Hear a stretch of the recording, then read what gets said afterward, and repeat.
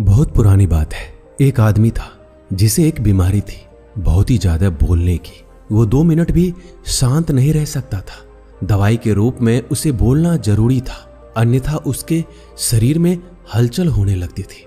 उसे किसी भी विषय में हर 2 मिनट में बोलना ही होता था। वो आदमी भी इससे बहुत परेशान था और सोचता था कैसे इससे छुटकारा पाऊं। वो गुरु की तलाश में बाहर निकला। उसे एक पेड़ के नीचे एक गुरु साधना में लीन दिखाई दिए। उसने सोचा यही शायद मेरी मदद कर सकते हैं। वो साधना पूरी होने का इंतजार करने लगा।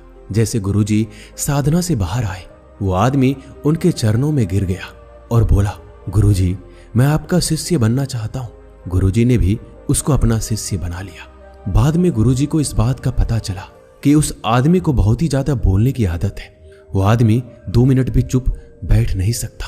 वो आदमी हर रोज गुरुजी से एक ही बात पूछता कि गुरुजी, इस दुनिया का सबसे बड़ा ज्ञान क्या है? और जब भी गुरुजी से ये सवाल पूछता तो गुरुजी चुप हो जाते, कुछ भी नहीं बोलते, क्योंकि गुरुजी को पता था कि शिष्य को ज्यादा बोलने की आदत है और अभी इसको सबसे बड़े ज्ञान के बारे में बताना व्यर्थ की बात है। इसलिए वह चुप हो जाते थे, कुछ भी नहीं बोलते। वो शिष्य हर रोज एक पास वाले गांव में भिक्षा मांगने जाया करता। वहां से भिक्षा मांगता और वहां से जो कुछ भी मिलता आश्रम में लेकर आता। गुरुजी को इस बात का पता था कि शिष्य को कुछ ज्यादा बोलने की आदत है, इसलिए गुरुजी उस शिष्य का ध्यान रखते कि कहीं मुसीबत में ना फंस जाए। एक दिन वह शिष्य एक गांव में भिक्षा मांगने जाता है और किसी घर में जाकर भिक्षा मांगता है। अब उसे ज्यादा बोलने की आदत थी। वो 2 मिनट भी चुप नहीं बैठ सकता था, इसलिए उसने उस घर में नजर घुमाई तो उसकी नजर एक भैंस पर पड़ी। भैंस शरीर में बहुत मोटी थी और उसके घर का दरवाजा बहुत छोटा था।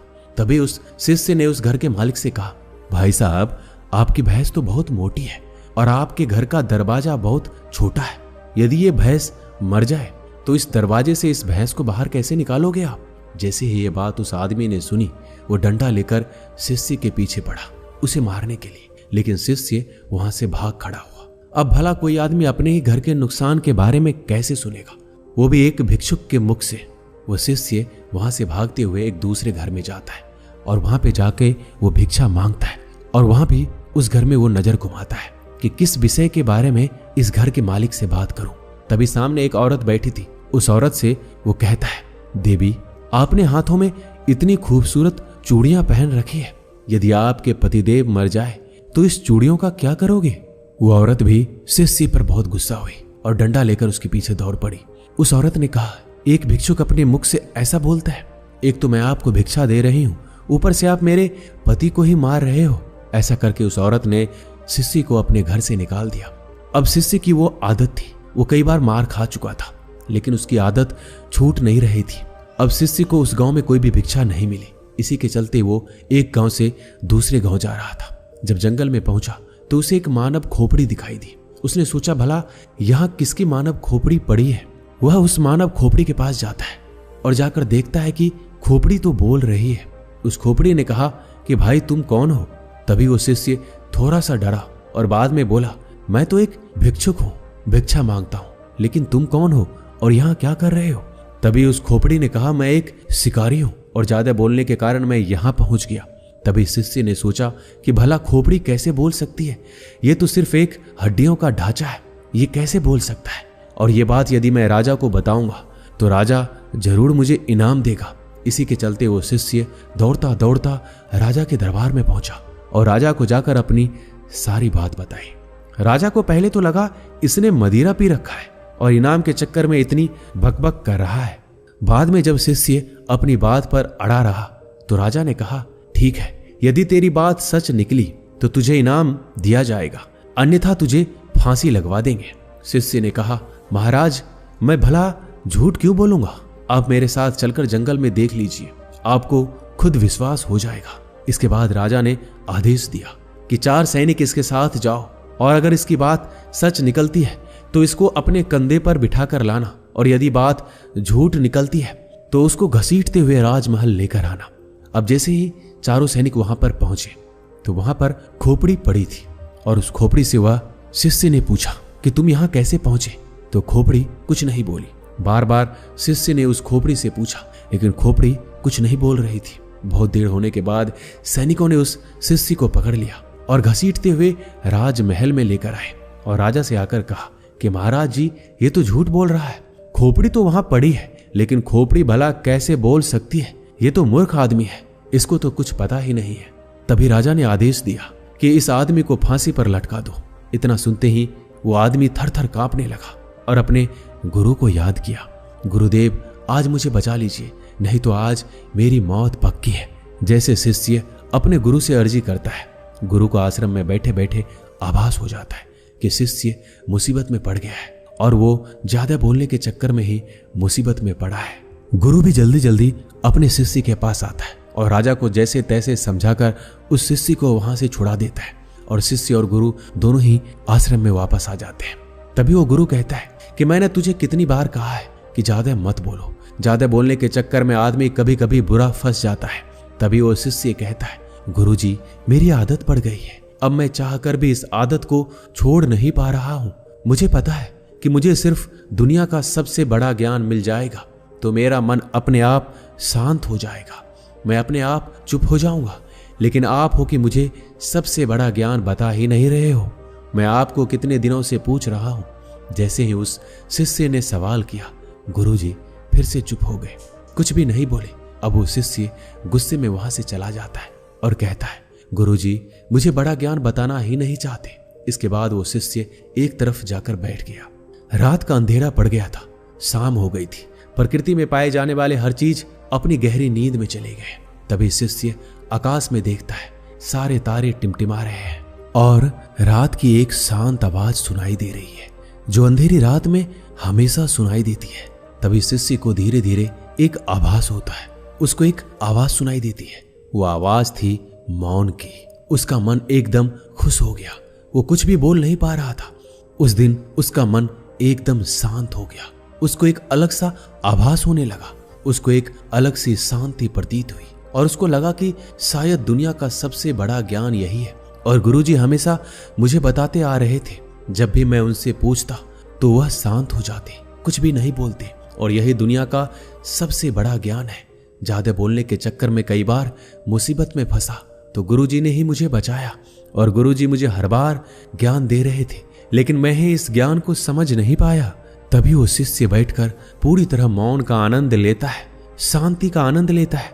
उसके बाद वो शिष्य वहां से उठकर अपने गुरु के पास जाकर बैठ जाता है, चुपचाप बिना कुछ बोले। तभी गुरु को पता चलता है कि शिष्य को मौन मिल गया है। तभी वो गुरुजी कहते हैं कि दुनिया का सबसे बड़ा ज्ञान मौन नहीं है, लेकिन मौन ही रास्ता है। सबसे बड़े ज्ञान को पाने का सबसे पहले हमें मौन होना पड़ेगा, तभी हम सबसे बड़े ज्ञान को पा सकते हैं। उसके बाद गुरुजी कहते हैं, इस दुनिया का कोई भी शब्द मौन से बड़ा नहीं हो सकता। मौन एक तपस्या है, मौन एक साधना है।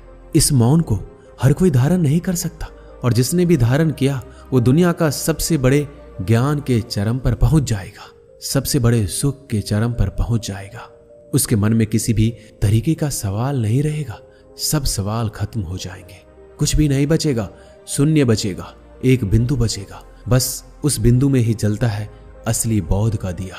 उसके बाद उस शिष्य कहता है, गुरुजी, आखिर मौन कैसे रहूं? मैं जब भी ध्यान करने बैठता हूं तो मेरा मन एक जगह लगता ही नहीं, मेरे मन में हजारों विचार आते हैं। मैं जितना मौन होने की कोशिश करता हूं इतना ही मेरे मन में ज्यादा विचार आते हैं। ऐसे में मैं क्या करूं? उसके बाद गुरुदेव ने कहा, मेरी बात को ध्यान से समझो। जब ध्यान करने बैठो तो मन को किसी तरह शांत करना है। इसे एक छोटी सी कहानी के माध्यम से समझो। एक किसान था और वो गुरु के पास जाता है, कहता है कि गुरुजी, मेरे जीवन में बहुत काम काज है, मैं काम करके थक जाता हूँ, मुझे कुछ समाधान दीजिए। उसके बाद वो गुरुजी उस किसान को एक जिन्न देता है और कहता है कि इस जिन्न को अपने घर ले जाओ, इससे जो भी बोलोगे वो सब काम ये जिन्न कर देगा। लेकिन हाँ, एक बात का ध्यान रखना, इसको खाली मत रखना। यदि इसको खाली बिठा दोगे तो ये तुम्हें खा जाएगा। किसान ने कहा, गुरुजी, खाली बैठने का तो काम ही नहीं है, मेरे पास तो इतना काम है कि यह पूरी जिंदगी व्यस्त रहेगा। इसके बाद वो किसान उस जिन्न को लेकर अपने घर चला जाता है, लेकिन वो जिन्न था हर काम को बड़ी जल्दी कर देता था। उसने तुरंत किसान का काम कर दिया। जब खाली हुआ तो किसान ने अड़ोसी पड़ोसियों के काम करवाए, फिर भी लेकिन वो जल्दी से काम को खत्म कर देता और काम खत्म करके वापस किसान को बोलता कि मुझे जल्दी काम दो, नहीं तो मैं तुम्हें खा जाऊंगा। अब किसान इस चीज से परेशान होने लगा। वो वापस उस जिन को गुरुजी के पास लेकर गया और कहा, गुरुजी अब इसका समाधान दीजिए, ये तो बड़ा जल्दी काम को कर देता है और मुझे खाने के लिए कहता है। तभी वो गुरुजी उस जिन को और किसान को लेकर उस खेत में जाते हैं और उस जिन को कहता है कि एक बांस का डंडा लेकर आओ। वो जिन एक बांस का डंडा लाता है और गुरुजी उसको खेत में रोप देते हैं। उस डंडे को रोप कर उसके बाद गुरुजी उस जिन को कहते हैं, जब भी तुम्हें ये किसान कोई काम के लिए बोले और काम खत्म हो जाए तो इस डंडे पे चढ़ना और उतरना। तुम्हारे पास जब काम ना हो तो ये काम करते रहना। ये सुनते ही किसान बहुत खुश हो गया क्योंकि उसको समाधान मिल गया था। अब अगर जिन के पास काम नहीं रहेगा तो वो डंडे पे उतरता चढ़ता रहेगा। अब वो किसान को परेशान नहीं करेगा। हमें ध्यान के समय में अपने मन को सांस के साथ बांध देना है। जैसे सांस बाहर जाती है तो उसके साथ मन को बाहर, और जैसे ही सांस अंदर जाती है तो मन को अपने अंदर। धीरे धीरे इसका अभ्यास करते जाओ। धीरे धीरे आपका मन शांत हो जाएगा। ऐसा नहीं है कि सिर्फ तुम ध्यान के समय ही ऐसा करो। जब भी तुम कुछ काम करते रहो, कहीं जा रहे हो, किसी से बात कर रहे हो, उस समय मौन रहकर अपनी सांस पर ध्यान दो। अपने मन के अंदर की आवाज को सुनो, सांस की आवाज को सुनो और उसी के साथ अपने मन को जोड़ दो। धीरे धीरे आपका मन पूरी तरह शांत हो जाएगा। जब भी कभी बोलना पड़े, किसी को जवाब देना पड़े, पहले याद कर लो कि क्या बोलना है। उसके बाद कम से कम 5 सेकंड रुक जाओ। उसके बाद ही अगले को जवाब दो। इससे तुम्हारा ज्यादा बोलने की आदत भी कम हो जाएगी। और जब तुम्हारे पास बोलने के लिए 2 ही बातें हो, उनमें से एक ही बात बोलो। और जब तुम्हारे पास बोलने के लिए 3 बातें हो तो उसमें से 2 ही बोलो। धीरे धीरे ज्यादा बोलने की आदत चली जाएगी, क्योंकि हमारे मन को शांत करने से पहले चुप तो रहना ही होगा। जुबान को बंद करना ही पड़ेगा। शांति को मुंह से बोलकर या लिखकर नहीं बताया जाता, उसे सिर्फ अनुभव किया जा सकता है। और जब तुम मौन होकर अपने ध्यान में उसको अनुभव करोगे, तभी उसकी तुम्हें सही असलियत का पता चलेगा। अब उस शिष्य को मौन का महत्व पता चल चुका था। उसे दुनिया के सबसे बड़े सुख का अनुभव हो चुका था। उसे असली शांति का अनुभव हुआ। हमें भी अपनी जिंदगी में मौन होकर उसका लाभ उठाना चाहिए। इस मौन के अंदर जो शांति है, उसका वास्तव में कोई अद्भुत अनुभव होगा, क्योंकि इतने बड़े बड़े संतों ने, भगवान बुद्ध ने इसको सबसे सर्वोपरि बताया है, सबसे बड़ा सुख बताया है, ज्ञान का पहला मार्ग बताया है। तो हमें भी अपने जीवन में मौन होकर अपने मन को शांत करके इसका अनुभव जरूर करना चाहिए। दोस्तों, इस वीडियो में बस इतना ही। मिलते हैं अगली वीडियो में। अपना ख्याल रखिएगा। धन्यवाद।